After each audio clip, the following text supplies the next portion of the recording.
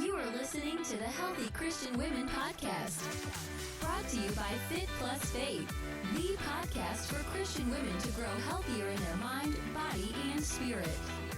Jumpstart your health with your complimentary mind, body, and spirit detox checklist at healthychristianwomen.com/detox. That's healthychristianwomen.com/detox. Here's your host, Dr. Melody Stevens. Good morning. Hi, Dr. Melody here with Fit Plus Faith. Good morning, and welcome to our next session of natural and non-toxic living. This is a new series that we started, and we're talking about, different topics as to getting you to move more towards natural holistic living, reducing toxins in your life. How do we live naturally? How do we live as close to what God intended for us, in our bodies? He created us and He created nature, and He created those things to go together. And so welcome to Natural and Non-Toxic Living. We're going to be talking about how to do a total body cleanse in a safe way, right? Because there's a lot of ways that you can do cleanses. There's a million cleanses out there, but is it actually healthy and safe for your body the way you're doing it? Or is it super intense, super harsh, and gonna just flush you out one time and then it's all done?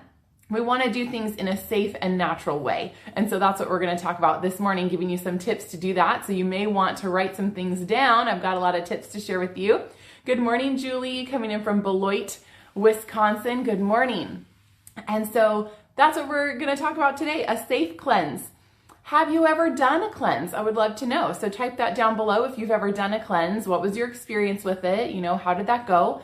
And there's a lot of ways that you could do it, but why?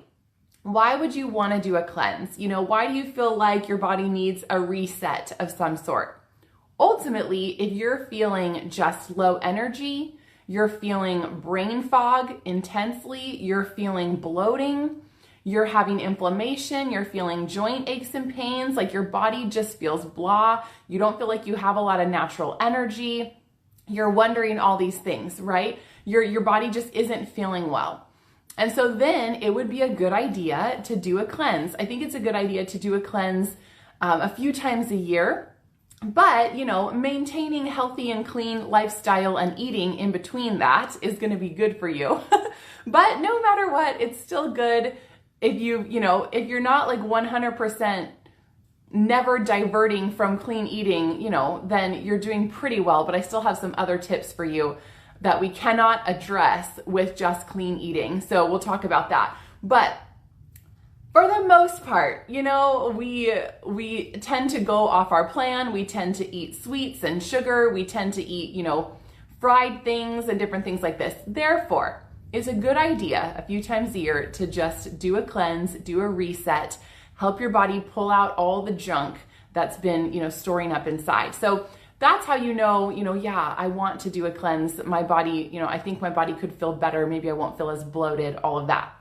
And so let's talk about, there's two different things that you need to consider when you are cleansing. You need to understand the way that our body works, the way that our body handles toxins in our body and how it pulls those out during a cleanse. And you need to know that there is water-based toxins and there is oil-based toxins. Water-based and oil-based.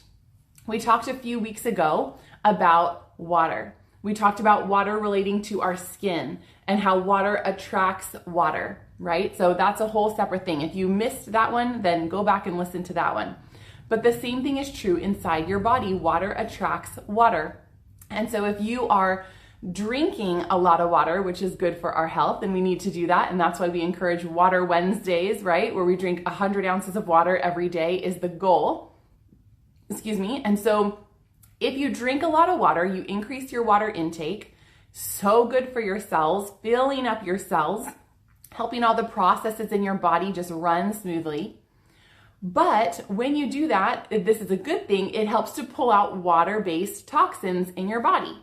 So that's good. The more water we drink, more water is moving around, being able to help flush things out, and it will pull water-based toxins out of your body. And we like that, right? We want that. Other things that you could do to cleanse naturally besides increasing water would be clean eating, right? So clean eating, eating lots of veggies, lots of greens. I highly encourage doing like a 4 to 6 day period where you're eating just all vegetables. All vegetables in as many varieties and colors as possible, in as many shades of green as possible. Get as many greens as you can, and do like 4 to 6 days of just clean eating. Lots and lots of vegetables, omitting sugar, omitting dairy, omitting meat, unless you're a vegetarian and you always omit meat. But 4 to 6 days of just lots and lots of veggies. That's another way that you could do a healthy cleanse, because all those nutrients, all those phytochemicals and all the wonderful natural living ingredients inside the food is going to be flushing through your colon, is going to be helping scrub it all out and move it along, and that's good. So we want those things, right? We don't want to do something that is going to be super harsh and just dehydrate you, makes you feel good, but all you've lost is water weight. It just dehydrates you and then flushes out your colon in, 1 or 2 days, leaves you completely empty, but it's only taking care of part of the problem. And that's a super harsh way to go about it. So when you're thinking of doing a cleanse, you don't want to do it super intense and super harshly for your body. You want to do it in a more natural, gentle way. So eating lots of veggies, eating lots of greens, drinking lots of water. So do that like in an intense period for 4 to 6 days. That's a good place to start. You can do a lot of green smoothies. I love to make a green detox soup, which is just a huge soup that's so delicious, and it's just packed with greens and veggies. And so those are some things that you could do to help eliminate water-based toxins in a healthy and natural way. But what do we do about oil-based toxins? So I want you to think, you've got an oily, greasy pan, right? You just cooked up, who knows what you cooked up? Bacon, right? I'm just trying to think like what has a lot of oil in it? You cooked up a whole pan of bacon and you go to clean it, you go to wash it. There's all these, greasy, hardened, bits stuck on there, and you just spray that thing with water. You spray it with water. Is that gonna clean it? Is that gonna get rid of all that oil, of all that grease and all that, the stuck on parts? Just spraying it with water or immersing it in water, is that really, you're gonna still have that slimy film on there. It's not gonna be powerful enough to really get in there and clean it fully, right? So thinking about that, I have these oil-based toxins in my body from the foods that I've been eating, right? So I've got oil-based toxins. Also, they happen from so many other things besides just food, but I've got these toxins in my body and I just douse them in water. So I just drink a lot of water, eat clean eating.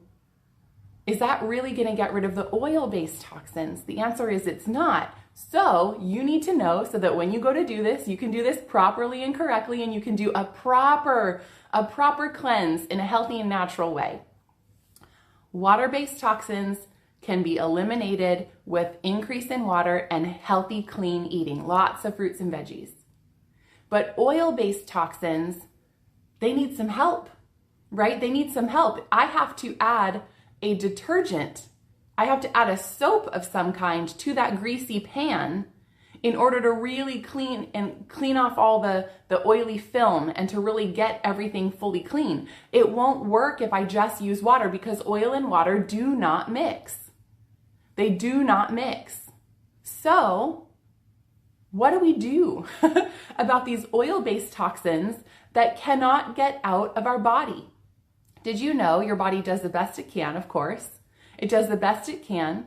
But when all of our toxins get pushed to our colon, through our bloodstream and in our waste and everything into our colon, anything that it cannot excrete out, it's going to recycle back in. So oil-based toxins are trying to get out, but they don't have that secret ingredient like we would with our pan, right? They don't have that extra little ingredient to help them fully pull off and pull out. And so they just get recycled back into our bloodstream, and then they circle through again, and then they get recycled back into our bloodstream. And what does our body do with any excess? What does our body do with any excess? Do you know? It's a natural built-in storage process that your body has because it's very efficient. And if it can't get rid of something, it puts it into excess.